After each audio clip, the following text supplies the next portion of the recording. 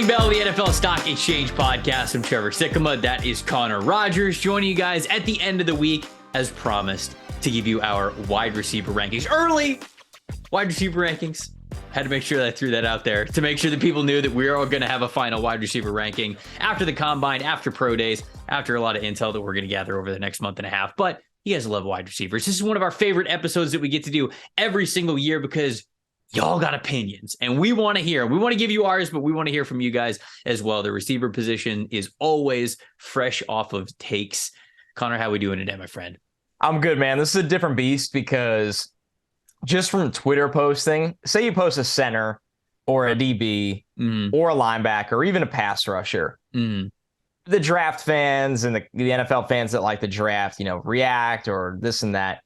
When you post a clip of a wide receiver and the portal to Dynasty Twitter opens up, yes, you realize how much of a different beast evaluating running backs and wide receivers and to an extent quarterbacks and tight ends. But this group, Trevor, they invited 50 wide receivers to the NFL Combine. 50. So when we were prepping for this show, the guys I didn't have in my doc from that 50, and there was plenty. And we watched all 50. We watched all 50 for this show. Absolutely not. Like you hammered home, there will be a second show of this because the combine changes things for this position. Time changes things for this position.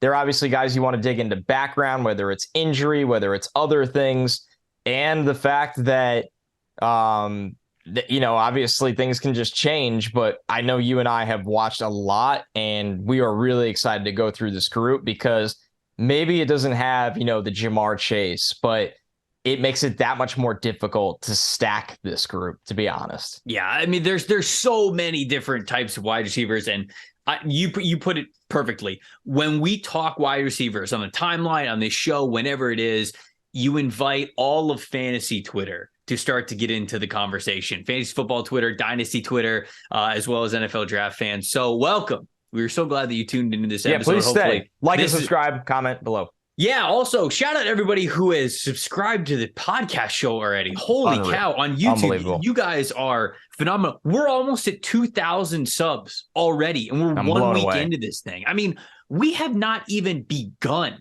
what I think is the fun part of draft season. We're going to get into, I know you guys really love the 3-round mock draft that we did for the teams that didn't pick in the first round, but we're going to have multiple round mock drafts after the combine, after free agency. Of course, our final mocks that we're going to give out, our final big boards, our final rankings.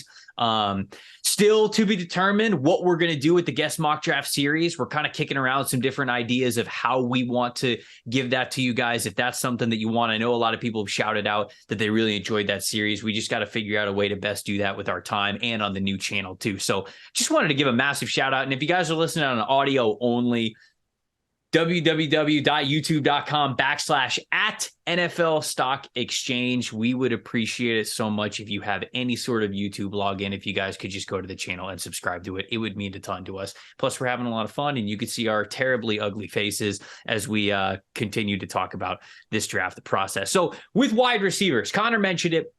There's so many in this class. So normally we give you guys a top 5. We wanted to expand that to a top 8. When we go over our final wide receiver rankings, we'll be talking 12, 15, 18, maybe even into 20 wide receivers. But for now, we'll kind of give you guys a primer on the guys that we have really liked on tape before we get to the combine. Because the combine, look, I know people, poo-pooing the combine a little bit, but it does matter for an athletic position like wide receiver, right? It matters a lot. You want to see how these guys test, because if they're fast on tape, you want to see them run fast. If they're agile on tape, you want to see them be agile. Like if they're strong on tape, you want to see them display that as well. Even though, look, the bench press isn't always the best way to showcase that, but you guys know what I'm saying. If you see things on tape, you want to see it in athletic testing. And if there's things that show up in athletic testing that you didn't even see on tape, maybe that's a little bit of a bonus. And you go, hold on now, you ran how fast? Okay, let me go back to the tape and see if I see a little bit of that to where I believe you might be able to get more out of that when we get to the pro level. So top 8, you good with that, my friend? I love it. I really am excited to do it this way because this group is it's too deep. We talk about it on the show all the time. Over 30 wide receivers get drafted every year. 50 are invited to the combine. You got to sift through the all-star list from senior to shrine to NFLPA. A ton of the NFLPA guys, Trevor, got invited to the combine, which is really a good sign for them. So you got to do 8 here because I was going to be honest. If I didn't get to talk about, here's the funny thing. My 6 through 8, I honestly am more excited to talk about than my 5 down the line. Than your top 5? Yeah. Probably because we've talked about the guys That's in the top why. 5. Fatigue. Yeah, fatigue. Do you want me to just kick it off right there? Please just kick it off, my friend. That's a great transition. Who you got today? I did write down my summer rankings just to kind of kick things off here. My top 5 from our summer show, which is on the PFF channel. If you are a lunatic and want to go watch that and see how things change, my summer rankings were Rakim Jarrett at 5, Jordan Addison at 4, Kayshon Boutte at 3, Quentin Johnston at 2, Jaxon Smith-Njigba at 1. Okay. Now, my player at 8, we did talk about over the summer, and we've talked about this season, and that's Josh Downs from UNC. Okay, you got him at 8. I will say this, once again, there is this day 2 clump of guys, and Josh Downs is absolutely in them, that are really good players. They are very specified role players in my eyes, but they are really good players, and that starts with Josh Downs at 8. He's a true slot-only guy in my eyes. You're going to hear a lot of this in this receiver class, a smaller player. He's about 5'10 and a quarter. I'm fascinated to see what he ultimately ends up weighing in at because I think he was playing at about 171, 174. He's a smaller guy. Let's start with what he improved on, Trevor. His drop rate went so far down this year in the best possible way. One of my biggest concerns with him from the 2021 film over summer, he dropped 10 balls, and he was just attacking the ball. This year, in a mammoth season, he had a 3% drop rate, which was just a massive improvement. I believe he only had 3 total drops. It was a back-to-back 1,000-yard seasons for him. This year, he caught 94 passes on 116 targets for over 1,000 yards. He had 11 touchdowns. He caught 54 first downs. This is a short to intermediate chains mover. Once again, slot only. Over 80% of his snaps were in the slot. That's where he's going to live at the next level. He's not a downfield target. His average depth of target was 8.8. That's pretty low for college. Still had 22 explosive plays. Here's the kicker, and when you go back to that drop rate improving, he caught 13 of 18 contested catch opportunities. In 2021, he caught 4 of 13. He made drastic improvements this year, that things that were in his control. What's not in Josh Downs' control, he wasn't going to grow from 5'10 to 6'3. He wasn't going to go from 170 to 205. Right. He's not a guy that I think is a 4'3 kind of guy. Those things are out of his control. But the things that were in his control were focus catches, because I already knew coming into the year that he's this good gadget-ish guy, or I wrote electric off screens, manufactured touches, and extended plays. He knows how to work back on extended plays.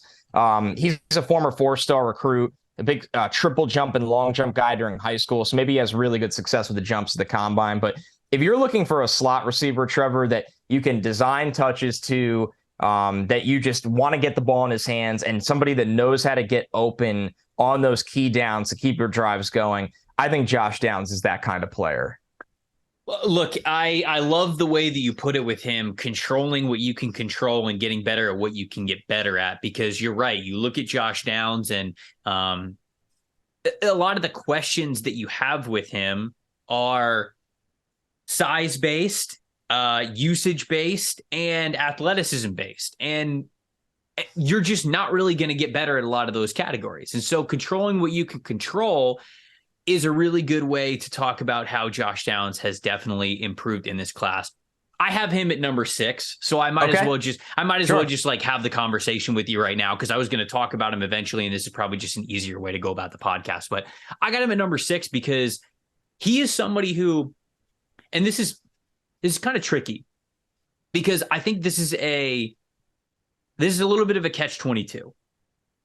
What you see is what you get with Josh Downs. And I think that that's a strength, but it's also a weakness when it comes to the draft, because I do feel as though there are some teams, some scouting staffs, and I will particularly say maybe some GMs, maybe some owners at the top, that don't like the fact that they can see the finished product. Like some very top decision makers like to talk about the what if, like, oh yeah, but this guy he's just a ball of clay. Look at how high the ceiling is. Whereas probably a lot of coaching staff, specifically, maybe scouting staffs as well, would say, look, you got this football player, Josh Downs, and he's just good. Like, he's just straight up good. Is he going to turn into Justin Jefferson? Is he going to turn into Devontae Adams? Is he going to turn into DK Metcalf like all these? No, he's not going to. But he can be a really solid football player for you. And in this class, if you are getting a really solid football player somewhere on day 2, I think that's worth it. So I'm very intrigued to see where he ends up going in this class. You highlighted him very well. I think he's a really smooth mover. He's very savvy. He understands the slot position very, very well. His uncle is Dre Bly, the longtime NFL cornerback, and I believe his dad played college football and maybe even a little bit in the NFL as well. So, I mean, he's been around the game of football for a long, long time. And you could see that in his game with how he sets defensive backs up, how he understands how to attack the two-way goes when you're in space in the slot. And so, like, for a guy that you figure is only going to be a slot player, he gets it. He knows how to win from that position. So this is somebody who I think can come in right away and play well. Maybe not week 1, because I do think that Downs is a little bit limited athletically, right? A lot of the separation that he creates, at least I think, in his tape is based on savviness more than it is athleticism. But at the same time, like, you give that guy a little bit of time, I really feel like the second half of a rookie season, he can really figure that out, and he could be a contributor for you super early on. So really high floor player, especially given the fact that he really helped himself out getting better at catching the football this past year. But that's kind of the way that I view Downs, and I had him at number 6 in my rankings. Yeah, I think we see him exactly the same, honestly. And, you look at long-term projection for me, a number 3 wide receiver in the NFL, in a wide receiver core that has size on the outside, that understands what Downs is, that is in a quick passing game. Or if you go to an offense where you have a guy that can extend plays, I do think, like you said, Trevor, you highlight his IQ and his understanding how to create spacing or find that spacing and go get the ball. So with that being said, who would you have at 8? This is a funny way to start this podcast, because I wonder if I'm way higher on him than you. I have Tank Dell at 8. No, so you're not, because I had him at 9. Okay. So I was going to laugh hysterically if, just because of how this wide receiver class shaked out, you had him like 7 or 6 or something. That would have been great. I had him at 9. I did a top 10. I had him at 9. Okay, so I've got Tank Dell, the wide receiver from Houston, at number 8. So for people who are kind of watching this podcast, maybe haven't heard our thoughts on him before, because we have talked about him a lot. 5'8", 163 pounds, right? You look at the measurables and you go, holy cow, like, that absolutely does not pass the eye test. I think that's 0th percentile for a wide receiver, 0th percentile in height. So he's an absolute outlier in that way. And why I have him still at number 8 in my wide receiver rankings is because when you look at smaller players, no matter what, whether it's a wide receiver, whether it's an edge rusher, whether it's a tight end, a running back, whatever, when you are smaller, you must show that with your smaller size, you are winning with speed. Doesn't always necessarily have to be long speed, but you've got to be explosive. You've got to have body control. You've got to have agility. You have got to physically show strengths that you cannot boast in other areas because you are smaller. Tank Dell does that. And you don't want to make a living in the NFL draft betting on outliers, but if you're going to take a chance on a smaller wide receiver, what doesn't this guy do is basically the way that I would put it to you. Because especially when you go to his Houston tape, when you go to the Senior Bowl as well, I mean, he's cooking people off the line at release. If they can't get hands on him right away, because that's always the thought, right? Oh, all I've got to do is get hands on him. I can bully him. I can get him out of his route. I can get him off rhythm. But there are guys, even at the Senior Bowl, where they play close to the line of scrimmage and they'd go to try to get hands on him. And he would understand what defensive backs are doing. He'd swipe the hands. He'd swim right by him. And all of a sudden, the route is over. You have no chance to catch up to Tank Dell after that. He's too quick. He's too fast. He's got too great of acceleration. And the thing that I love the most about his game is we always use the phrase start and stop ability. But we often overlook the stop part of that phrase. We love to talk about the acceleration, how fast he can get into his top speed, how fast he can maintain that speed in and out of his breaks. When he hits the brakes and flips the hips on a comeback route or a hitch or something, it is instant. We use the phrase stop on a dime all the time. Yep. This guy actually can stop on a dime. He can actually put his feet in the ground, chop his feet, immediately turn the hips, and he's around at the quarterback. Meanwhile, the defensive back is at least taken 1 or 2 yards to try to gather themselves and try to stay with. I love Tank Dell's speed profile. He gives you everything that you would want to see from a smaller wide receiver. He certainly, of course, he's going to play in the slot. We know that just because of his size, but they put him at outside wide receiver sometimes at Houston because he was that dominant, because he could win off the line of scrimmage that well.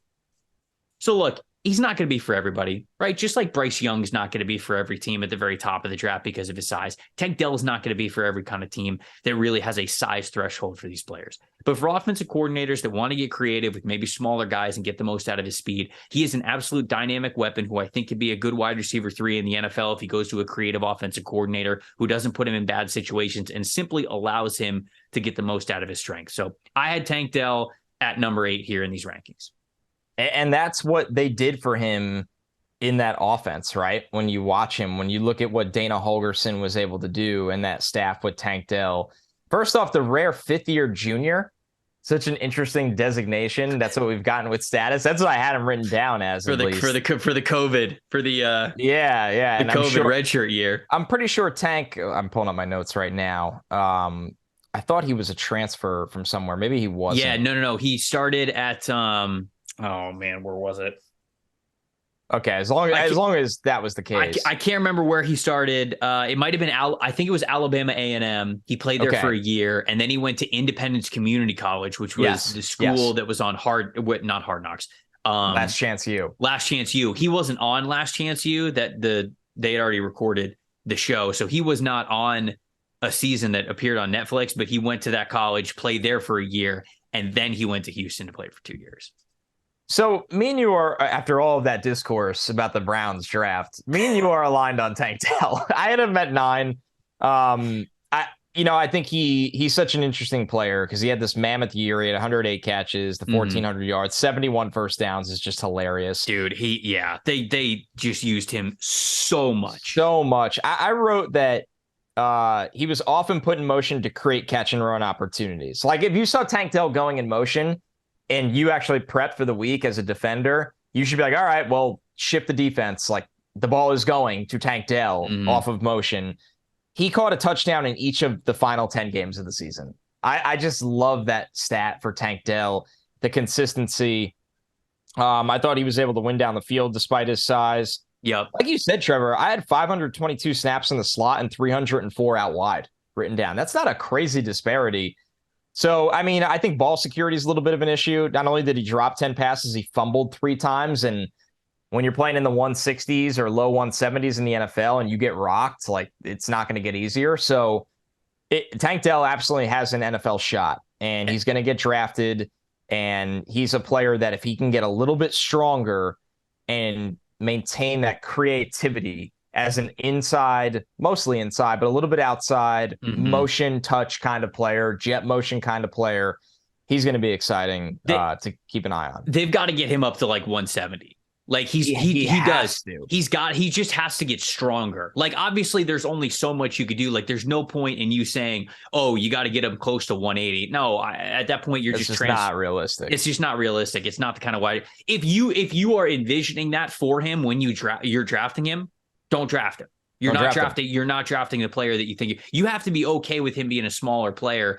But I do think he's got to gain close to 5 to 10 pounds just from strength, because you're right. The drops and specifically the fumbles, the ball security, that's what you got to figure out. And then of course, he's 5'8". The catch radius is small. Like it's just not what it's going to be for other wide receivers. So you better have a quarterback that's accurate, knows how to hit wide receivers who are fast in rhythm, and knows how to hit a small window to be able to get the ball to him. But look, when he gets the ball in his hands, man, he's an incredible playmaker. And I do think that he creates some pretty big throwing windows with his athleticism there. So of course, pros and cons to a player who is that size, but I agree with you. He's got an NFL shot.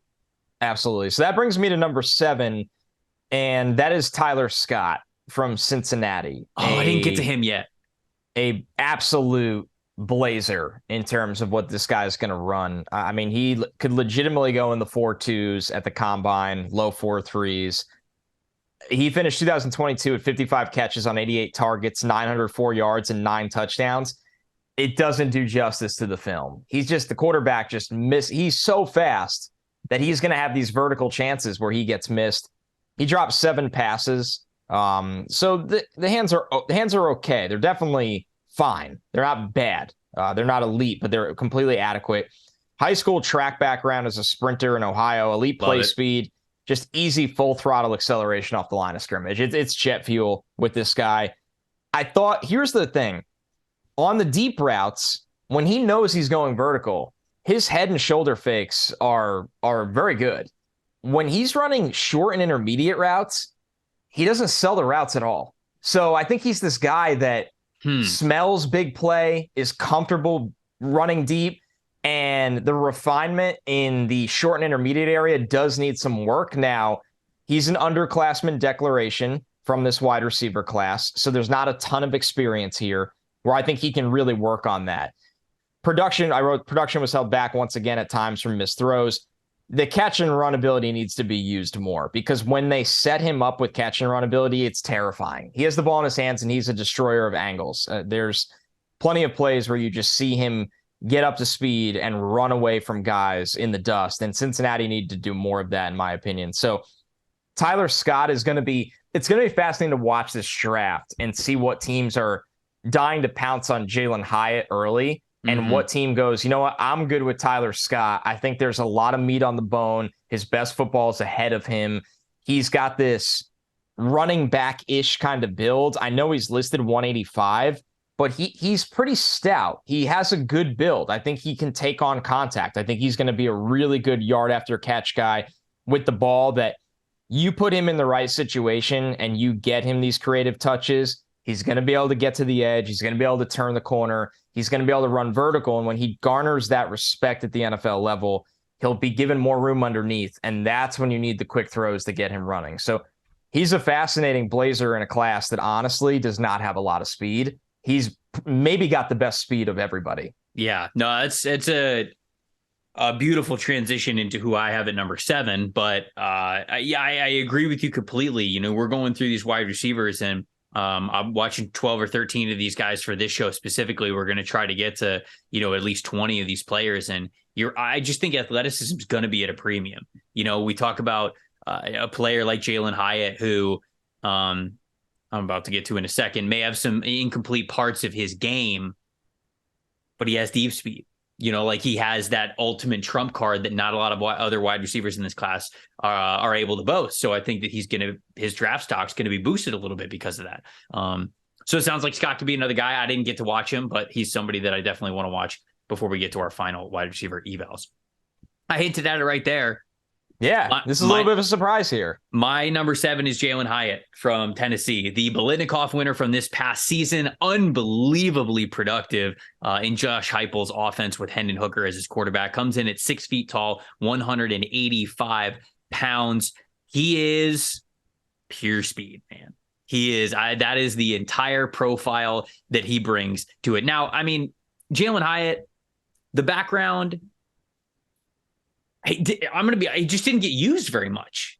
No. For his first 2 seasons. I mean, this past year, he was a complete breakout candidate, but there was not a lot of use before this past year. I can't remember if do I have the numbers in front of me? No, I don't. But going back to, so if you look at him, he's a very slender guy. Like he's just he's super skinny. He's got long limbs, he's got long legs, long arms, but he's got a very slender build to him. I read. So he was a 4-star wide receiver recruit from South Carolina. Didn't even get offers from either Clemson or South Carolina due to the fact that he was, I think, 153 pounds is what they had him listed at during his recruiting profile. He was just small. So I don't think either of these places thought that he could be a full-time wide receiver. But, you know, Tennessee very thankful that he kind of fell into their lap and was able to be a deep threat for them. The 4.3 speed, the vertical ability, it's pretty unmatched in this class for any of the wide receivers that I have watched. Yeah. If you get this guy a free release, if you get him going, if you can't get hands on him and disrupt his route, bump him, do something, he's going to torch you. I watched the Alabama game, I watched the South Carolina game, and I watched the Georgia game. Those are three of the most athletic defensive backs and the three most athletic defenses that he went up against. And every single player who had to guard him one-on-one was 10 to 12 yards off the ball because they're like, well, this guy is just going to run straight by us. And a lot of times he still did. Tennessee did a really great job of scheming him up. And that's kind of where I have a little bit of concern about Jalin Hyatt is I feel like they did a great job of scheming him up. And I wonder how much he would have really been able to do with just his own ability outside of being a motion wheel player up the sideline, which I'm pretty sure I saw that route like 20 times when I was watching just those three games. The Tennessee offense is a sight to behold. They've got like 4 total plays. Tennessee's offense. I love it. And they were one of the most highest scoring teams in all college football because they put their players in the right situation, which you love to see. I mean, he's the back man in stack alignment, so he never has to go up against press. No. Like I said, he was the motion player, so he would command communication for the defense as well as often shifting to guys that did not have the speed to keep up with them. And then just straight up, sometimes he'd line up in the slot and he'd be able to split the defenses. He knows how to win vertically. This guy absolutely knows how to win vertically. That was his one job really going into the season. They fed him continuously. He won the Biletnikoff Award because of it. People are going to comp him to Will Fuller. And I don't. Okay, so he's a clone. You are, man. I think Will Fuller is a better lateral athlete. I think he's more agile. I agree with that, but no comp is perfect. And I also think that Will Fuller had better ball skills than Jalin Hyatt did. I don't believe in Jalin Hyatt's ball skills. Okay. Maybe I'm crazy, but like I went and I watched his drops and I went and watched his contested catch opportunities, and he just looks awkward coming to those passes. Here's the question: does it matter? Well, the guy's open by 8 yards half the time. So, and that's Cam Smith was afraid of him. He played 9 yards off him half the game. I just don't think. Well, Cam Smith, I already had athletic concerns about. Yeah, so, like that's your worlds colliding, right? I think that Cam Smith is not the most athletic corner who probably went to the defensive coaching staff of South Carolina and said, "I want that guy. Let me guard him." And they were like, "Okay." Be 15 yards off the ball. It's the F around and find out chart, which I'm going to get to with my next guy. So, and I'm not as much of a believer in Jalin Hyatt as I think a lot of other people are. Now, I said as a prerequisite or a precursor to his conversation that he has the long speed. He's probably the top guy in this class when it comes to attacking vertically. That might even get him a first-round selection from some teams. I could absolutely seeing that be the case because of how the rest of this class shapes up. But to me, you better be okay with him just running 3 total routes for you. He's running goes, he's running posts, he's running wheels. Like he's literally just running.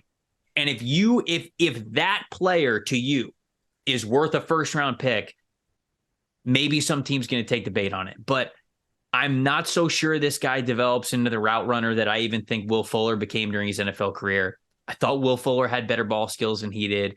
I think Will Fuller had a better strength profile than he did. And so that's where that comp loses me. The successes, the highs, how Will Fuller won at Notre Dame, how Will Fuller won in the NFL versus how Jalin Hyatt won in Tennessee, you're right. A lot of it is very similar. I went back and I watched Will Fuller tape from Notre Dame just for that reason. And I agree that where he wins is kind of similar, but I don't think he's the complete wide receiver that Will Fuller was. I don't even think he's as well-rounded as Will Fuller was. And so that's why I have my doubts. He is so streamlined as a vertical guy that I'm a little bit worried about what he could develop into, how much better he can get, how much more well-rounded of a receiver he could become. So there you go.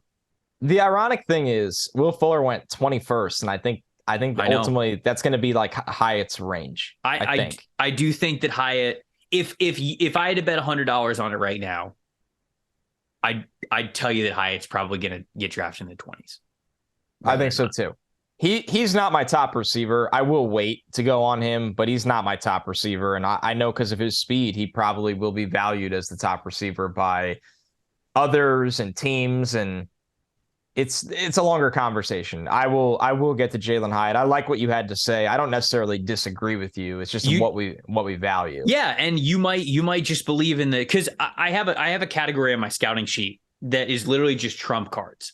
And if a guy has something that they are true, like for pass rushers, it could be bend. It could be explosiveness. For wide receivers, it could just be deep speed. Like deep speed is a major trump card in a lot of ways. For quarterbacks, if you have a howitzer of an arm, that's a trump card.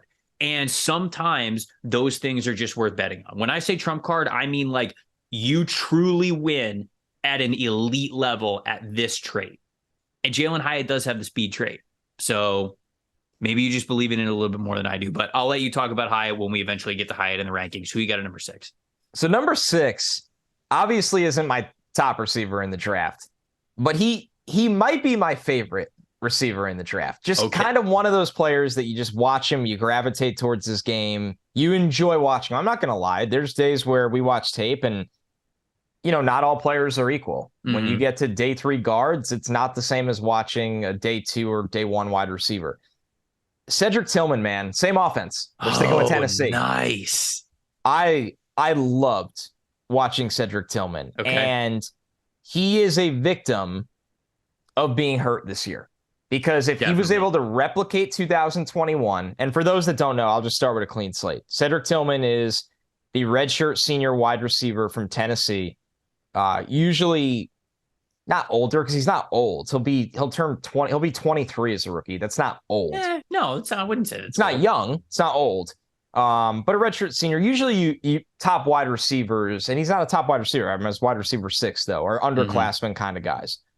Tillman in 2021 had a really, really good year. He destroyed Alabama and Georgia. He went for 7 and 152 and a touchdown over Alabama. Georgia game, a little different story. That game got out of hand. So he did have 10 catches, 200 yards, and a touchdown. Georgia was blowing them out. But I think the touchdown was on Keely Ringo. So this year, he misses a lot of the season because he's dealing with an ankle injury. He might have even had surgery on the ankle and came back.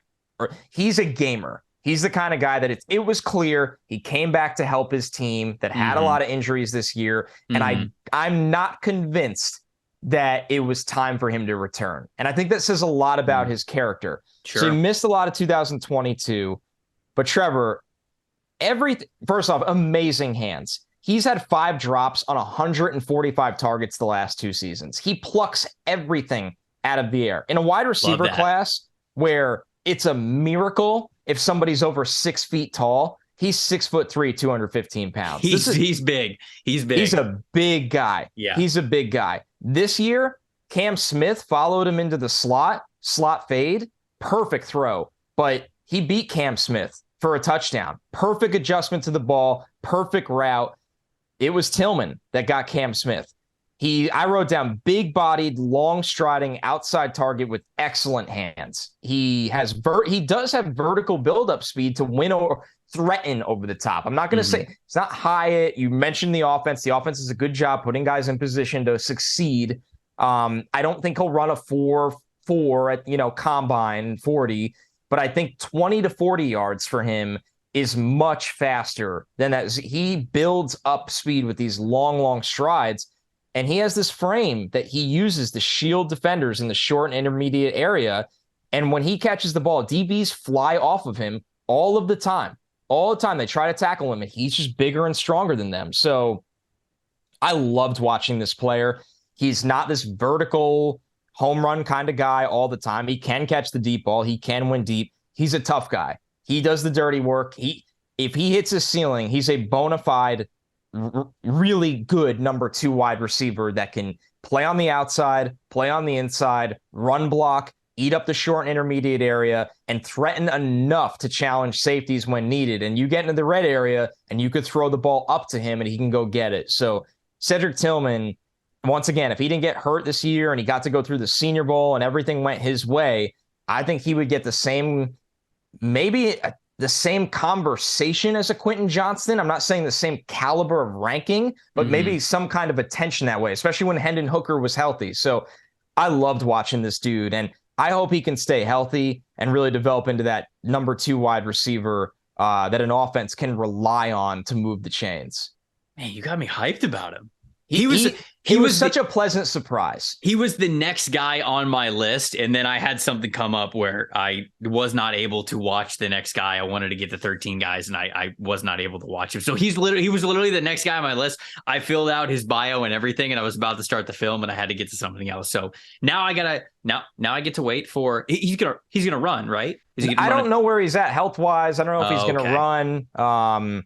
And even that, I don't know if he'll be some kind of combine warrior, but this dude he could flat out play. Yeah, but I'd like to at least get an athletic baseline if we can before I go back to the tape. Sure. But yeah, and I thought he looked good on film. When he gets going downfield, he can move. So yeah, it's this dude. You really got to go back to 2021. Besides that game against Cam Smith, and you're like, oh, like this guy has been completely written off for no reason. Okay. I mean, those are the dudes that we're trying to find that I absolutely love.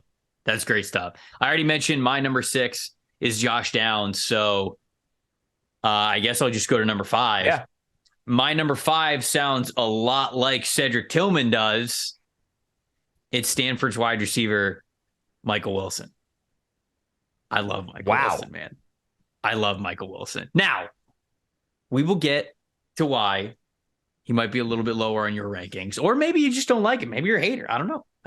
But I love Michael Wilson. Stanford's wide receiver, redshirt senior, 28 starts out of 39 games that he played. I forgot to list those off for the other players that we had there, but I've got the information, so I might as well give it to the people. 6'1", measuring at 6'1.5", 216 pounds at the Senior Bowl. So we got an official measurement there. He is somebody who has been starting at Stanford since his true freshman season in 2018, I think.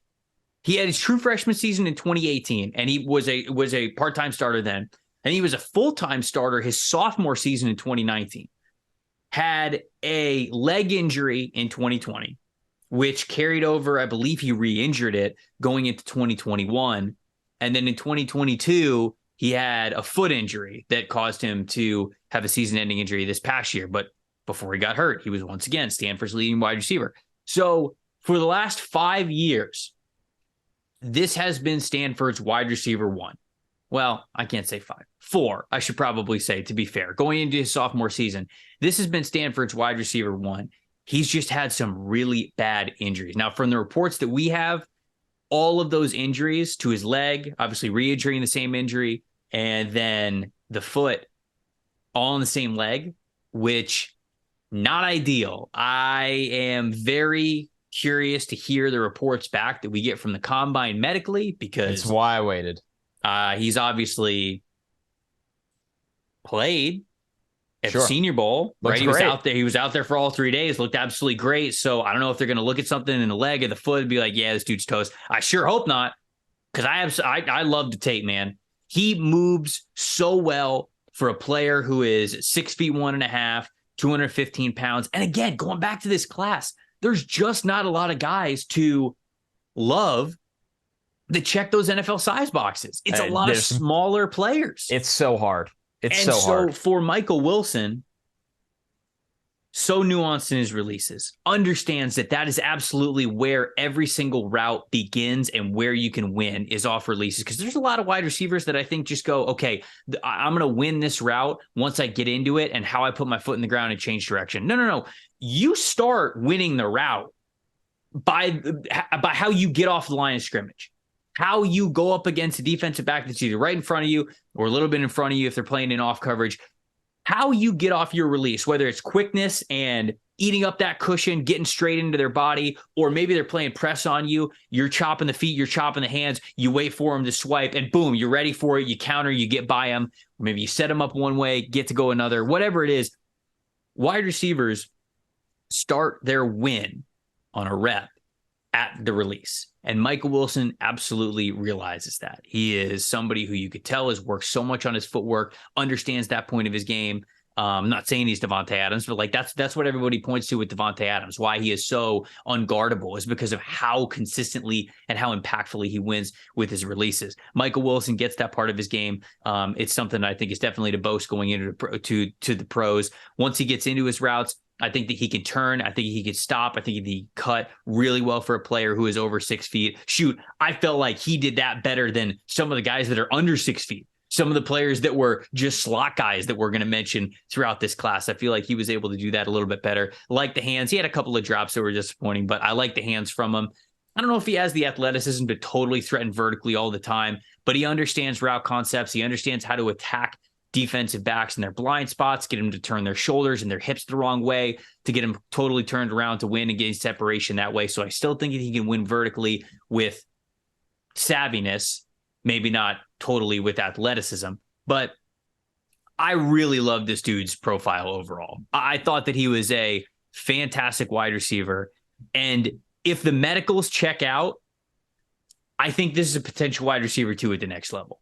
I really do. I think he brings total all-around ability, understands how to win, and I think he can be reliable in so many different situations in the NFL. So all depends on what we get, the word that we get from the medicals. But if we get good news, he's going to remain one of my favorite wide receivers in this class because he is one of the few that I think can step up and be a wide receiver too, because of his size, because of his strength, because of his build, along with some good athleticism that comes with it. So I really did like Michael Wilson, man. I'm glad that the Senior Bowl was able to shine a light on him.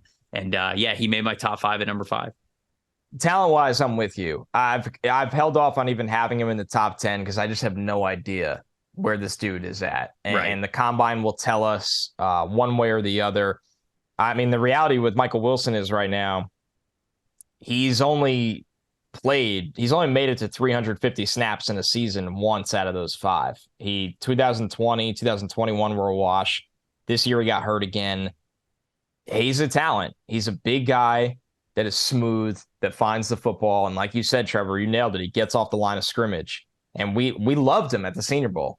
I don't have the confidence yet to rank him because I just don't know if he can stay healthy when things get harder at the next level. And he couldn't stay healthy in college. Obviously, medical red flags for teams can sometimes remove a guy off a board altogether, right? So if they don't think you're going to last, if they think it's inevitable that you get hurt again, or if that you're injury prone in one way or another, teams are just going to really stay away from you. So as of right now, I think he's a top 5 player in this class for me, talent-wise, tape-wise.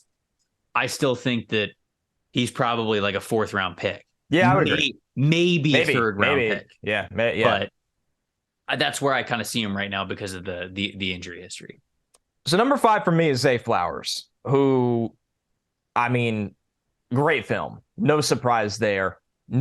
Zay Flowers, to me, it was like watching Elijah Moore at Ole Miss all over again. It really felt like the same exact player, same exact size, same exact usage. Just so electric off the line of scrimmage. I wrote lightning quick in his routes and with the ball in his hands. I wrote down very hard player for DBs to mirror. I mean, with the footwork, with the shoulder work, his body is very well in sync. His feet and his shoulders and his hips are very synced up in his route cells. Mammoth year, finished 2022 with 78 catches, over 1,000 yards, 12 touchdowns. Some drops. He had 9 drops, 9.9% drop rate. I mean, I don't think he has bad hands. I don't think he has great hands either. He's just another guy that's small. He's 5'10". He came in at Shrine at 182. So here's my question with Zay Flowers. I think he's 5'9". 5'9". You're right. 5'9", 182. I don't understand, and this is no insult to anybody, but wouldn't you want to see Zay Flowers against all those solid corners that were in Mobile? It's a little part of the process that I have not been able to wrap my head around personally when I go back to Zay Flowers. This is a dude, when you watch the tape, and he's a top 5 wide receiver for me. I mean, despite being this small, he's just that electric of a player and the go-to of this offense. It's a confusing part of the process to me that I don't personally understand. And I think it really would have helped him. You go out there and I didn't think anybody was great at the Senior Bowl wide receiver. I thought a lot of people were good. I thought Michael Wilson was good. I thought Reed from Michigan State was good. There was plenty of guys that were good at the Senior Bowl. I think Zay Flowers could have been great. So that's one part of the equation. And that didn't factor into my grade. Let me make that very clear. I didn't make Zay Flowers 5 instead of 3 because he didn't go to the Senior Bowl. I don't care. I'm just saying I think it would have been an interesting opportunity against some pretty good corner talent because his tape is that good. It just goes back, and we keep having this conversation. We had it with Josh Downs. We had it with Tank Dell. Like, these guys are slot guys. I think Zay can play on the outside 20%, 25% because he's so fast. Right. I don't want him playing on the outside. So it's just that's where the conversation constantly comes back to. But out of a class that is loaded with slot talent, just loaded with it, he's one of the best ones. And that's a pretty high-end compliment. Yeah, I agree with you. He's number 4 for me. So this is this is an easy transition. He's 5 for you. He's 4 for me. I think that we see him exactly the same. It's just lightning quickness, the separation ability because of how well he's able to put his foot in the ground and really change direction. I think was getting underreported, feel like for a while now. I think that everybody's kind of like catching up to it, and they understand how good Zay Flowers is in this class. I still think he's a fringe first-round pick. I don't think it's a lock that Zay Flowers is a first-round pick. Feels like a top 50, top 60 for sure, but I don't think he's a first-round pick. Okay. How many times does a guy that okay, this is where the combine can change. He has to run in the 4.3s to be a first-round pick. And I'm serious. Probably. I think he's a really good player. I think he said he was going to run in the 4.3s. Obviously, everyone says he's going to run in the 4.3s. I think I'm going to run in the 4.3s, right? I don't. I don't think I'm going to run. I do. Just to make that abundantly clear. No, I do because I'm never going to have to prove it. I'm always going to say very fair. So you can confidently say that. Like even if we ever went through, like you and I did one of those fun like combine challenges, I would just say to myself like, no. But you know that like if I lace it up in Indy, like it'd be different. It's the turf. Right. I mean, yeah, the turf makes it a little bit faster, so it'd be I'd be a 4.3 guy for sure. No, I do see a lot of people put him in first round mocks though. We've had him in first round mocks, but I think that comes down to there is such a need every single year, desire, hunger, if you will, for teams wanting to get more dynamic with their passing weapons. And Zay Flowers is that. Does Zay Flowers go in the first round if he's in last year's draft class? No, absolutely not. But could in this year's class. You got the guys who are going to get to at the top, and then how many other teams are going to need wide receivers after those guys are off the board? Now, you mentioned how we normally get anywhere from low 30s to mid 30s wide receivers that come off the board every year, and that's just because there's so many teams that are desperate for a wide receiver. Now, we've heard reports the teams might be much more comfortable waiting until round 2 and round 3 to pick up wide receivers this year as opposed to other years. But I don't know. A little part of me is like, I'll believe it when I see it, just because I know this league wants dynamic guys. And like you said, of the slot players, even the shorter, smaller wide receivers that you have to choose from, Zay Flowers and Tank Dell, right? Josh Downs. Yeah, but Josh Downs isn't the athlete that. No. But that's what I'm saying. Like, if you want a slot guy who gives you better athleticism, how many guys are we talking about that are in that same category? And maybe there are a handful of them as we get to our final wide receivers and we watch a little bit more of these guys and we go, okay, but that's kind of what I'm saying is that if you're going to get a wide receiver, can't teach speed, right? Can't teach separation, can't teach that body control and the way that he's able to change direction on people. And because of it, he was a really good yards after the catch wide receiver, right? How many yards after the catch he had? Zay Flowers had 1,077 receiving yards this year, 503. That's significant. Anytime you're almost at 50% of your yards coming after the catch, that is really nice. That is a impressive percentage to be at. So we see Zay Flowers the same. I just had him at number 4. You had him at number 5, clearly because you have Jalin Hyatt higher. So he's bumping him up and he's bumping Zay Flowers down. But it really sounds like we see him in a similar category. Absolutely. Really good football player. In a wide receiver class that I think has a lot of variance, I was pretty comfortable with who he is, where I would go, okay, I'm finally draft. What I mean by that is that I think there's plenty of bust potential in this class. And I don't see that with Zay Flowers outside of health. Yeah, that kind of takes me to number 4. Well, I was about to say, I don't know about bust potential, more of just like maybe not being the impactful players that you want. But now that I'm thinking about it, I mean, I do think that you're kind of right. I think that you're right with the phrasing there. So who do you have at number 4? Quentin Johnston.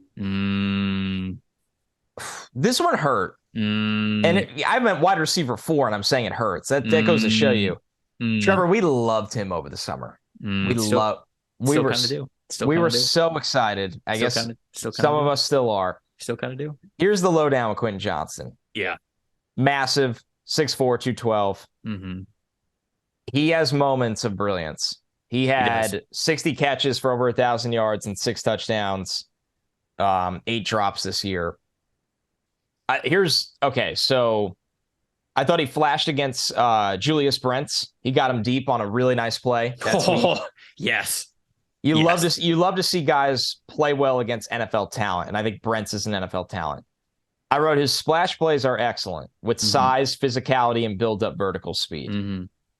And then my summer notes were kind of similar. Big alpha male, outside wide receiver, huge strides, plus tracking, plus ball skills, will rip the ball away from DBs. Here's the other side of Quentin Johnston. 11 of his 14 games, he was held to less than 5 catches, and he only eclipsed the 100-yard mark in 4 of his 14 games. He is not a natural pass catcher and struggles to adjust to the ball in the air.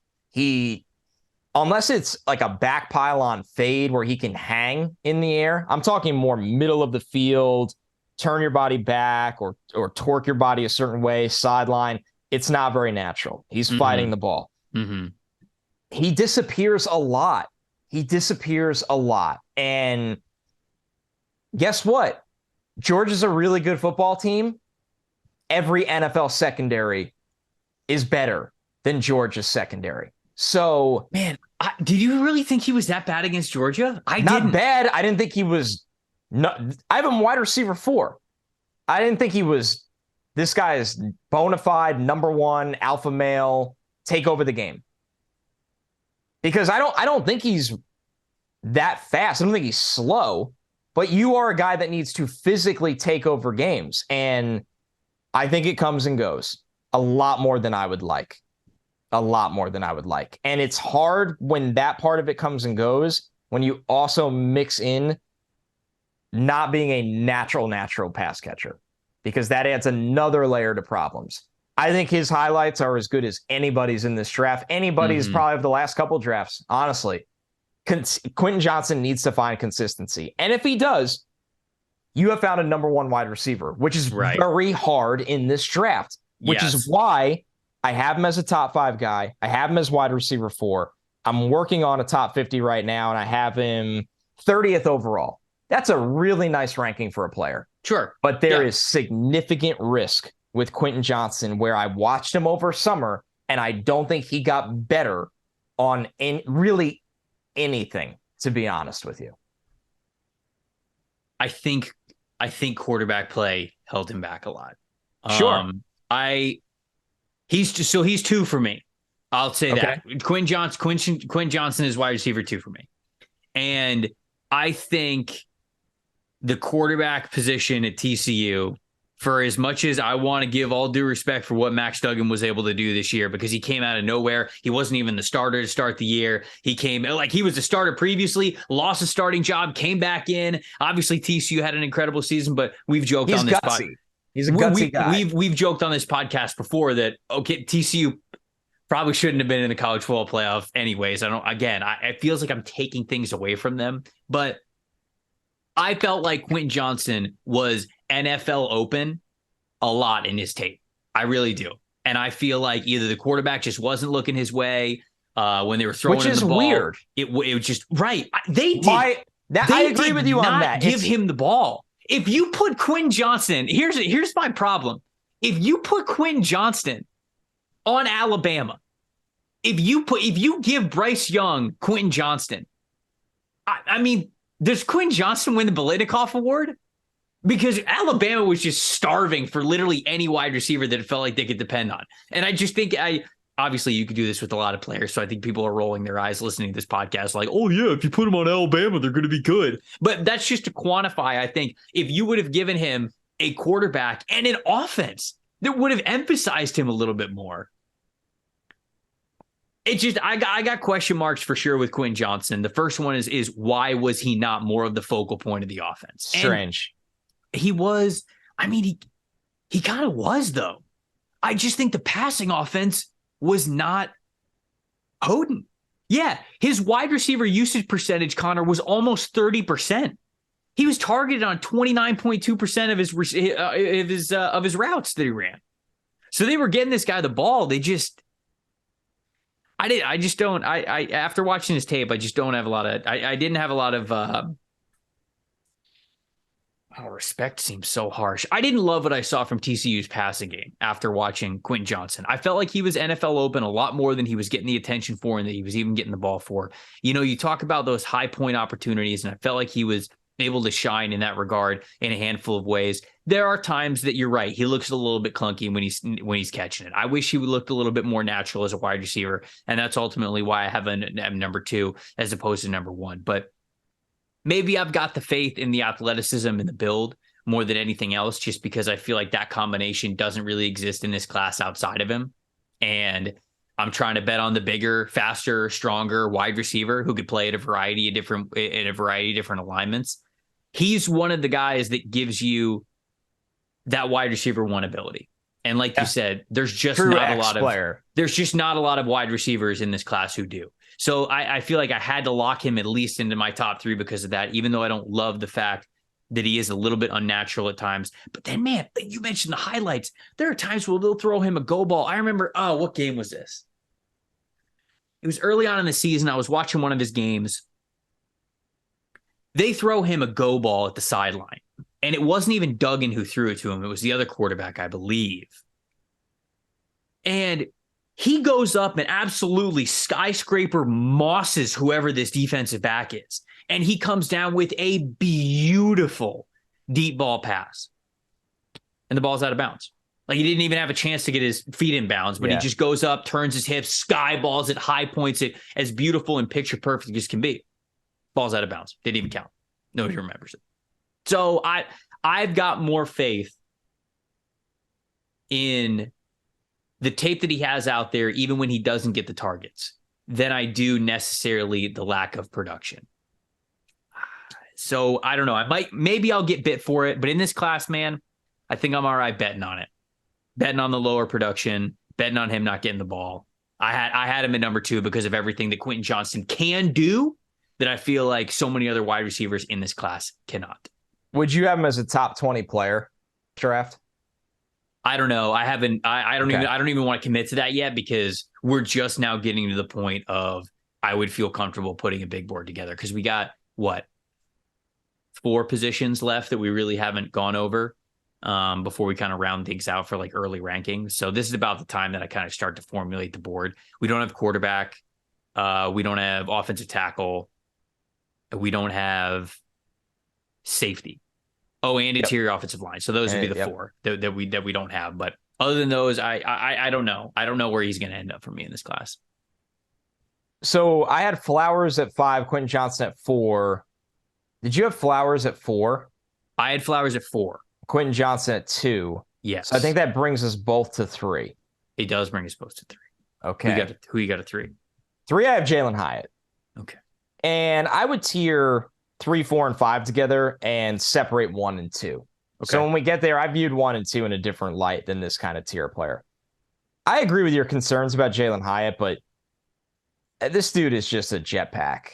His speed it's altering in a sense that it's going to threaten and help your run game. Yeah, I don't think safeties can really cheat down in the box when Hyatt is on the field. I think the game has changed a lot where you can find ways to get this guy free. I don't worry about that as much as I once would. And I just think that everybody is aware of the speed threat he has. And when you see it with a guy like Cam Smith lined up against him, this dude he really can outrun anybody, and he can do it cleanly. So, and I thought he got really confident this year in terms of that was what jumped out to me. Totally. Sure, there's moments where he's not a natural, but overall he caught the football, and he caught the football confidently.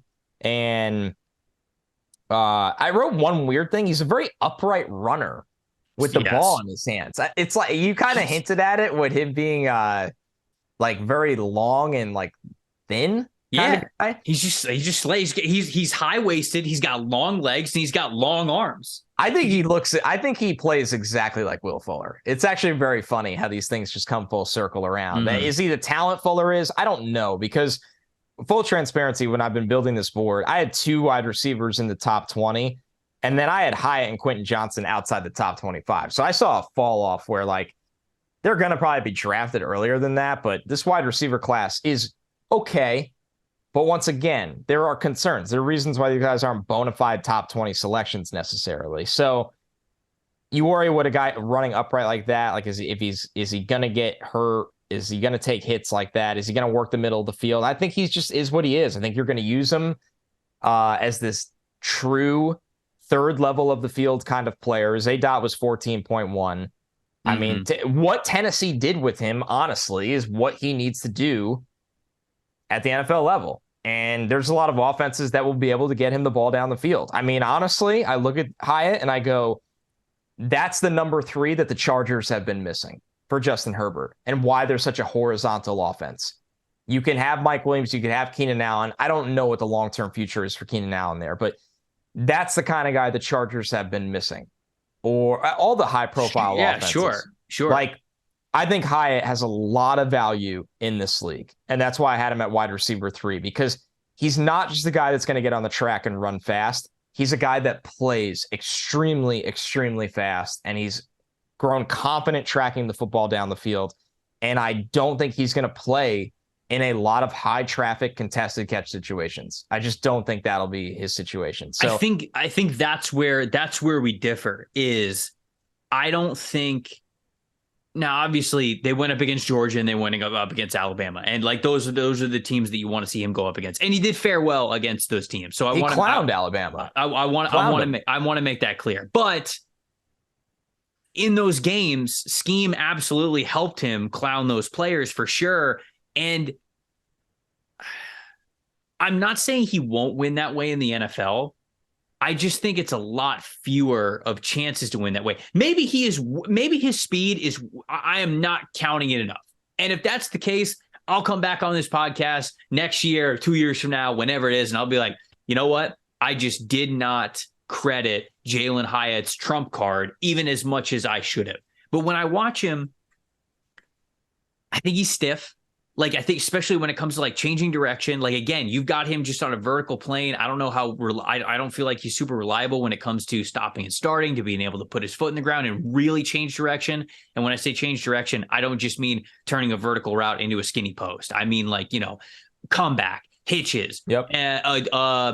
Like a double move? Dig route, something like that. Well, double move, you're kind of getting vertical anyways. But these hard cut moves, I just feel like he's kind of stiff, and he's not going to be able to do that just because of the wide receiver that he is. And then I don't know if you know what else goes into that? He had 67 catches this year. He only had 8 missed tackles forced. We're talking about nobody's near him. Well, I know, but we're talking. I don't think he's a great runner with the ball in his hands. That's what I'm saying. It's that's another what thing I worries just me. don't. It just worries me. Know. I don't know how much of a. I don't actually know how much of a natural athlete Jalin Hyatt is. I just think he's a sprinter, 100-meter dash, say the word go, and I'm going to go player. And perhaps I'm not taking into account how valuable that is. But I just feel like in the NFL, defensive coordinators are too good and defensive backs are too good for that to be manipulated as much as it was and as effectively as it was in college. So did you have a number 3? That's where we're at. Number 3, I have Jaxon Smith-Njigba. Okay. The Ohio State wide receiver. Smith-Njigba, I mean, I don't think there's a better example of what you see is what you get. And I don't mean that as an insult at all. Jaxon Smith-Njigba is a He is, let me make sure I get the height and the weight completely right here. He is not 6'4", 215 pounds. That would be Quentin Johnston. He's 6 foot tall, 195 pounds. He's a slot only player. He's lived in the slot his entire career when he was at OSU. That's probably good. He probably would have played on the outside a little bit more this year just because he was the veteran amongst the group, and they probably would have got him Garrett out Wilson there. and Chris Olave went on one offensive rookie of the year. The other should have been the runner-up for offensive rookie of the year. Right. And I think that he would have played on the outside a little bit more, even with Marvin Harrison Jr. and what's Egbuna? Is that his name? I cannot remember the other wide receiver who is also very, very good. I'm so tunnel vision right now on this class. When any like time a college football fan goes like, "Oh, what about this guy next year?" I'm like, nothing. If it's not Marvin Harrison Jr. or like Trotter on Clemson, I don't know anything. Nothing. So Jaxon Smith-Njigba is a super savvy, very smart wide receiver who can truly manipulate defensive backs when he's in the slot. When you present him in space with multiple ways to beat a defensive back, he leaves them guessing often. He also really understands zone coverages. He knows where linebackers are going to be. He understands where safeties are going to be, and he finds those spots. He finds those soft spots just about as well as any receiver possibly could coming from the slot position. Here's the thing, though. I just don't think he's a great athlete. You mentioned Garrett Wilson and Chris Olave. Those 2 first-round wide receiver type of players. You pop on the sophomore tape of Jaxon Smith-Njigba, and to me, it's very clear that those 2 players are more athletic than Jaxon Smith-Njigba is, at least from a twitched-up perspective, certainly. From a twitched-up perspective and even a long-speed perspective. You put all 3 of those guys on the field at the same time. Sure, Smith-Njigba was more productive because he was getting the ball a lot more. He was finding those underneath spots. He was the guy that they used on mesh routes, all that kinds of stuff. But when it came to just sheer athleticism, he is not those other 2 wide receivers. Ultimately, this is a very reliable player. If you need a slot guy, if you need a target machine, if you need a guy who's going to continually get open to move the chains for you on second, third down, which what team doesn't, right? You're going to prioritize this guy and you're going to want him on your football team. I think he's a very good player. Shoot, I even have a comp on here. I don't mind the Amon-Ra St. Brown comp for him, right? I've seen that. Yep. And Amon-Ra St. Brown has gone off for the Detroit Lions. It's a great player. So there is a world that exists where, okay, maybe he's not going to test. Because let me look up. I looked it up previously, but I'm going to look up his combine profile, St. Brown's. So St. Brown's combine profile. You ready for this? Let's do it. 5'11.5", 197 pounds. Basically what Jaxon Smith-Njigba is listed as. 40-yard dash. Oh, I think this is at his pro day. I don't think this is at the combine. But anyways, 40-yard dash, 4.61. Okay, that's probably where Njigba's going to run, I think. Vertical leap, 38.5. Could be around I think maybe Jaxon Smith-Njigba might be a little bit lower. Broad jump. I think his jumps are going to be good. Yeah.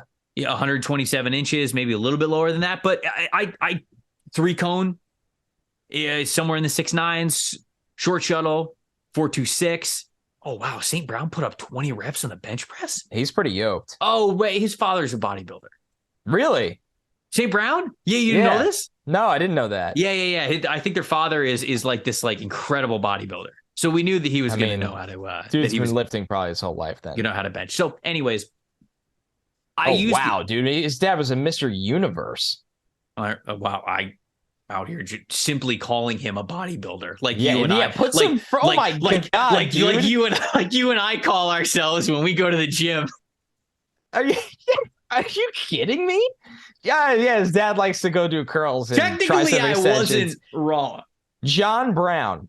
If you search John Brown, Mr. Universe or bodybuilder, so he won Mr. Universe in 1981 and 1982 and Mr. World 3 times. This dude is like. Could he host a pod? Could he host a pod? He would take the pod from us. Like he would be in full command of the podcast. Dude, a picture of him that comes up with Amon-Ra, and it looks like Amon-Ra's in like college at this point. Mm-hmm. Yeah, his shirt. This is the first picture I've seen of him that he's not bodybuilding. This is like him now. He has a shirt that says "Powered by Cane Protein" from the city of Compton. Just incredible. Great. Legend. So, anyways, there is certainly a world in which Jaxon Smith-Njigba could once again be a major target player for an NFL team, especially if he tests similarly to Amon-Ra St. Brown. St. Brown knows how to get open. Jaxon Smith-Njigba knows how to get open.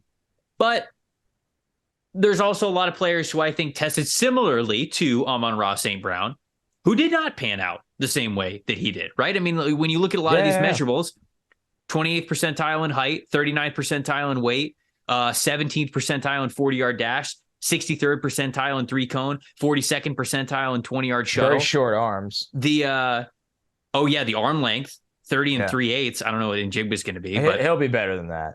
Yeah, but that's like the 12th percentile. Exactly. Broad jump and vertical jump. So you like the twitch there. Those are in the 80th percentile. But all that to say, like, there's a reason why those are lower tier numbers. So I'm saying a lot of words to say I like Jaxon Smith-Njigba a lot. He's just limited athletically. If you're cool with that, if you know you could plug him in and just let him be a slot machine for your team, great. I think he'll be very productive for you. But don't expect him to be this burner, elite athlete, massive yards after the catch player, because even though he got a lot of yards after the catch at Ohio State, they're schemed up yards after the catch, right?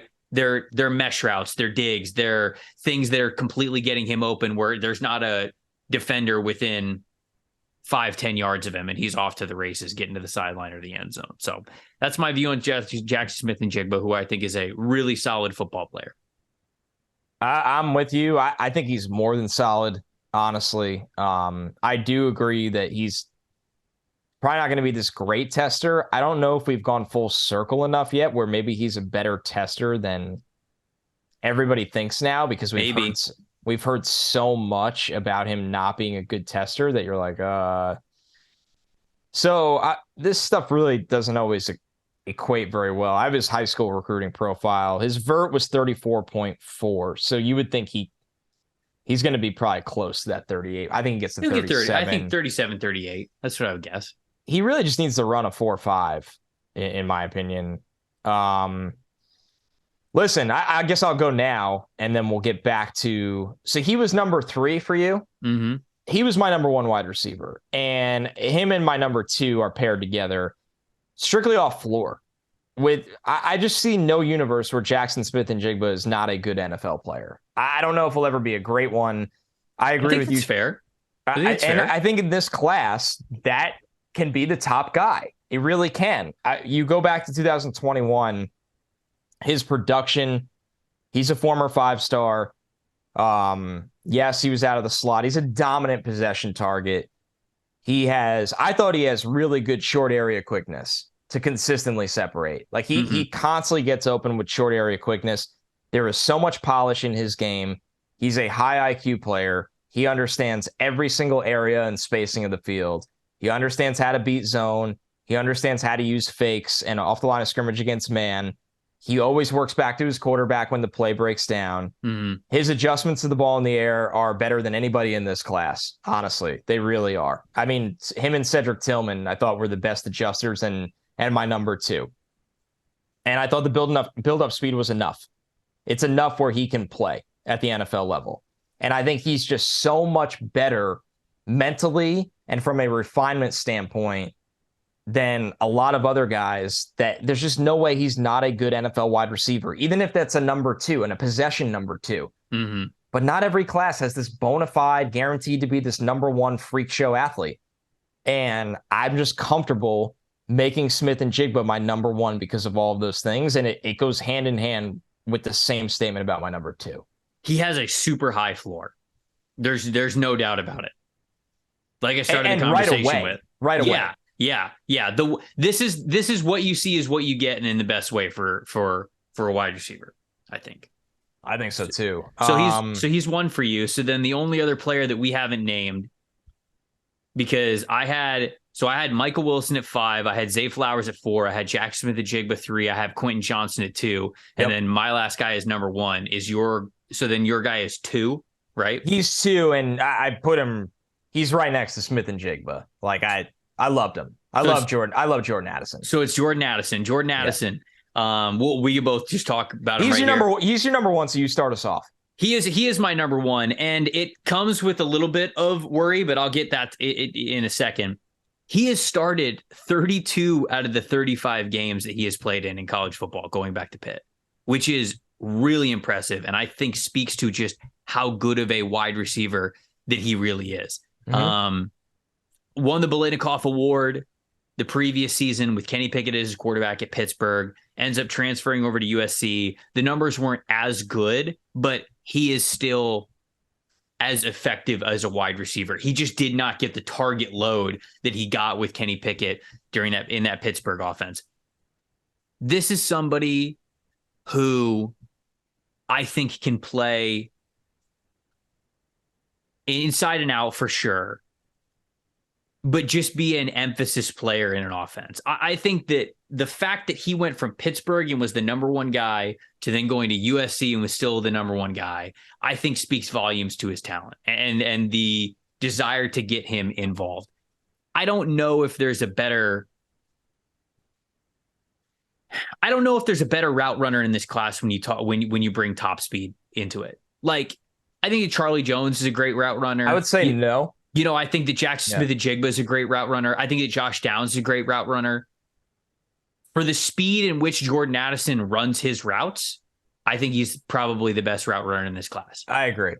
The way that he separates, the knowledge that he has about how to win in so many different ways in a route tree, whether it's coming back to the ball, whether it's breaking inside or out, whether it's continuing to get vertical, he just understands how to win. You watch him and you just go, that is a natural wide receiver. That is a guy who knows how to win at the position with athleticism, with smarts, with technique, with everything, man. And I just think that his ability overall gives you a potential, I was about to say a potential wide receiver one, but let's just get into the elephant in the room. He weighs 175 pounds. That's it. It's got to be it's the Devontae Smith thing all over again. I struggled so much with who to put at wide receiver one between Jaxon Smith-Njigba, Quentin Johnston, and Jordan Addison, because there are glaring things within their scouting reports that I don't like being there. Jordan Addison's 175 pounds. Am I really about to bet on that again? Devontae Smith, everybody can point to Devontae Smith, but again, you don't want to make a living betting on outliers. Quentin Johnston's not as much of a natural as maybe I would want at the position. And I don't like betting on guys that aren't supernaturals at the position. And then Jaxon Smith-Njigba lacks the athleticism. It's an athletic league. You got to be big. You got to be fast. You got to be strong. That's how you win in the NFL. So I have my concerns there too. But overall, I liked Addison's tape the most. I love the way that he attacked the ball in the air. He was a consistent hands catcher with it. Like I said, the routes were something that I continually watched and really loved what I saw from him. He was an artist of a wide receiver, I thought. Really understood how to win at the position, understood his craft very, very well. You could tell that he has made the most out of the volume that he has gotten and the emphasis that he's gotten at both schools, which I think is important in his scouting report and something that should be noted as a positive, how well he was able to play at both Pittsburgh and at USC. So Jordan Addison is a wide receiver that I think I like the most on tape, and that's why I ended up having him number one.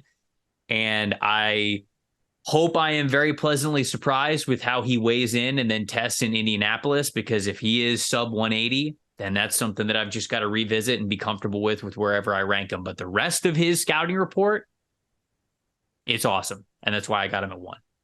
No disagreement there. And to even build on it, because I had him in my top 5 over summer, in one area he got better. He just became such a more comfortable catcher of the football. I mean, 2 drops this past year. He only had 2 drops. He had double-digit drops 11 last year. 11, 2021. Now, to be fair, he had 11 drops. I think he had 156 targets. So yeah, it's insane. The drop percentage isn't as ugly as going from 11 to 2, but still, he definitely got better in that area this year, no doubt about it. He's just an assassin in the intermediate and deep areas of the field. Yes, an assassin. 23 explosive catches, tracks the ball, sits versus zone. He just turned 21 in January. He's a really young player, so maybe he can get bigger and stronger. That's why I tiered him with Jaxon Smith-Njigba. I loved watching him. I mean, you do even if you want to play the whole, he was with Lincoln and Caleb, it's like, well, he came from Pitt, where he was the most dominant receiver in the country. So this dude, I mean, he's answered every question besides that weight. And the weight won't matter really when running his routes. He's going to get hands on him more at the line of scrimmage, but it goes back to what I talked about with Hyatt. It's not as drastic as you worry about. He is an absolute assassin, maybe at all 3 levels of the field. I thought his best work was intermediate to deep. But I'm with you, Trevor. He has a significantly high floor if he can come in at 180 plus, because the list of guys that play in the 170s is or came in at the combine at 170s and had all this success. Like you said, you don't want to make a living betting on them. Right. But Addison's really, really good. And he's going to be a certified first round pick. I would actually feel pretty comfortable saying Addison will go in the top 20, 22 picks. So what do we think he's 175? I think he surprises us and comes in at 180 for the combine. Okay, so he's not short. He's not short. So, all right, significant wide receivers that were less than I already looked at this. 180. Tavon Austin's one of the biggest misses. Ooh.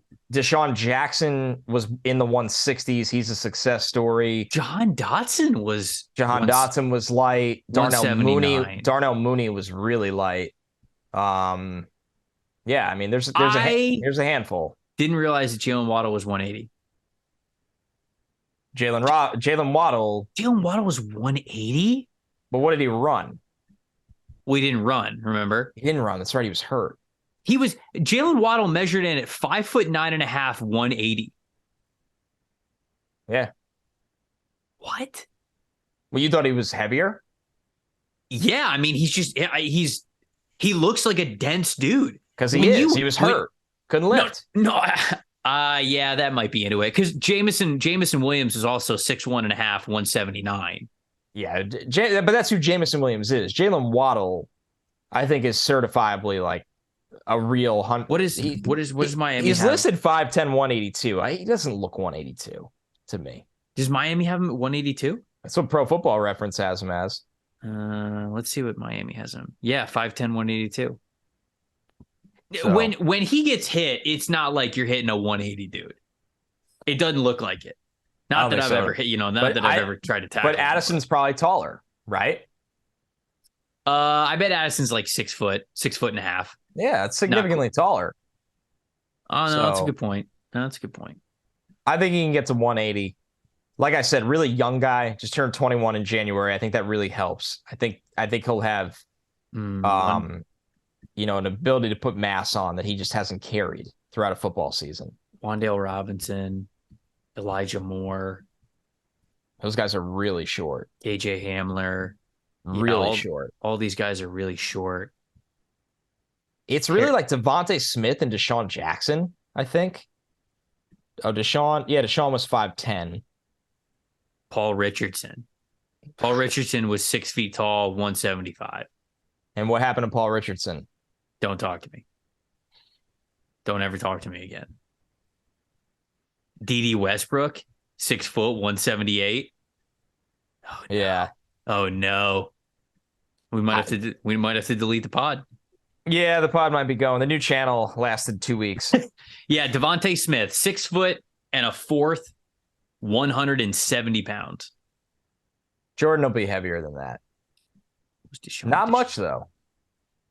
I need it to be a little bit taller. So there you have it.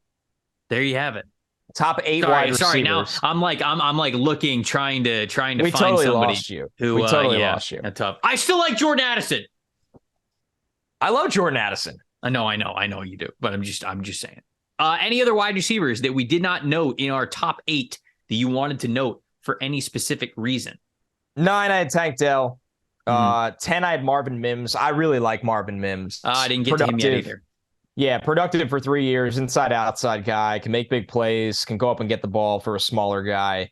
Really like Marvin Mims. Excited to see what he could do at the combine. Then there's the guys that I just have no idea what to do with right now. And I will openly admit that until the combine is over. And that includes Michael Wilson and Kayshon Boutte for very different reasons. Right. Somebody who I have just outside of my top 10 of wide receivers, and I watched 13 of these guys. Rashee Rice from SMU. I got to him. I don't really know what to do with Rashee Rice right now because SMU, I think that we've gone over this on this pod. Like SMU listed him at 6'2", 205, and he came in at the Senior Bowl and was 6 feet flat, 200 pounds. Now you might say like, okay, 6'2", 6 feet, they're lying on a dating profile. Who cares? It's fine. It matters for Rashee Rice specifically because he is a contested catch, X, strength, high point, possession wide receiver. Like, he is a bully type of wide receiver on the line of scrimmage player. And there's a big difference between you being a 6'2" possession wide receiver as a sideline guy and you being 6 feet tall. And unfortunately, the best competition that he played, I would argue, was Cincinnati, and that was his worst game. I wonder if something else was on his mind, though. Like, that tape was so much worse than the rest of his tape. He had 2 drops in that game. He couldn't get off press in that game. I almost got to the point where I finished that Cincinnati evaluation, and I almost was like, I kind of just want to throw this tape out. Me too. But I can't. It was that bad. But he doesn't get a lot of games against the Cincinnatis of the world. Right. Because I watched the Tulane game. I watched the UCF game. I mean, he's going up against guys that aren't going to play in the league, and he's whooping them. He's kicking their ass, and it's easy to be confident when you know you're about to win against somebody. So I know a lot of people love Rashee Rice. His numbers are crazy good. I think he's got back-to-back 1,300-yard seasons. So extremely productive football player, but worried that he's going to get lost in the shuffle a little bit, especially for how I think he's going to test in Indianapolis. Maybe I could totally change my tune there if he ends up being a better athlete than I thought. But that's kind of where I'm at Rashee Rice. I had Parker Washington at number 9. Glad you mentioned him. I still like Parker Washington. I really do. He just beefy slot. He's a beefy slot. It's weird. Dude, he's the cheesy gordita crunch of slot wide receivers. No, but I've gotten the Spark Notes kind of summary version for him. Smaller slot build, but a big catch radius because of how much he is a hands catcher, and I think how long his arms are, at least what it appears to be on tape. Unique strength also for that kind of position. He's got reliable hands. He's got a determined attitude after the catch, which I absolutely loved, and I noted in my scouting report. But he's just not the best athlete. He's just not going to be somebody who really wins for you as an athlete, even with his yards after the catch ability. And so I think that he's got wide receiver 3 potential in the NFL, but we'll see. I'll have to see how he tests at the combine. Somebody who I still really like a lot, who if he surprised me athletically in Indianapolis, I might have to move him up that board a little bit because I love the determination. I love how he's a consistent hands catcher. The contested catch percentage over 70%, over 90% on catchable passes that were brought in. So liked a lot of that stuff. And then I also watched A.T. Perry again, my wide receiver 1 going into the season, who I've definitely cooled off on a little bit. I still like Perry. He's still, 6'5", 210 pounds. He's still got a really big, long catch radius. He's still got that unique build. And I still think he is a guy who can threaten vertically. It's just that I didn't really see this during the summer, and I kind of see it now. A lot of the times when he separates, it's not because he's really able to cut on a dime or really be able to be a burner vertically and get even and beyond guys. A lot of times it's because of that separation. And he's got the longer wingspan, which when he makes contact with corners and he extends his arms to separate, that's a lot of separation that you can gain. And you just kind of see that and you pick up on that as the tape goes on. So not the athlete that I maybe thought he was during the summer, but still a really nice wide receiver who I think could be a wide receiver 4, a wide receiver 3 at the next level, depending on how consistent he can be as a catcher. Yeah, we have a lot left to get through when we do the full episode. Senior Bowl guys like Xavier Hutchinson, Andre Yosevas, Jaden Reed, Jonathan Mingo. I'm looking forward to figuring out what happened to Rakim Jarrett's season at Maryland this year. I know his numbers were down. I loved him over the summer. I had him as a top 5 wide receiver over summer. Mm-hmm. So maybe it's just it could be injury, could be scheme related. Who knows? I loved what I saw of him as a talent and a former 5-star. So a lot to go through, but I think this is a really good baseline, man. There we go. Probably our longest pod to date. Almost a 2-hour review, the wide receiver class. Wide receivers. Look, we started the podcast saying that we know that you guys got takes, and we want to hear from you guys as well. Hit us up in the comments section. Once again, youtube.com/@NFL Stock Exchange. That's where you can find us on the new channel. We would love for you to subscribe, like the video, and get in on the comments too. Let us know what you guys think of this wide receiver class. Tell us what you think of our takes and give us your own organic takes as well. We'll even take wide receiver rankings if you guys got them. If you guys are already starting to formulate this stuff, throw it in there, man. It creates some great discussion amongst a lot of really great draft people in this draft community when we get the comments popping. So would love to see that from you guys there. You could also hit us up on Twitter at Tampa Bay Trey, at Connor J. Rogers. Hit us up on Instagram as well with the same handles. My friend, do you have anything before we get out of here? No, I think we covered it. This was a long one. Appreciate everybody waiting the extra day. Sometimes all good things, you got to wait for them. So, and keep, if you haven't, just subscribe to the channel. Everything is going to be there. You're going to get it first.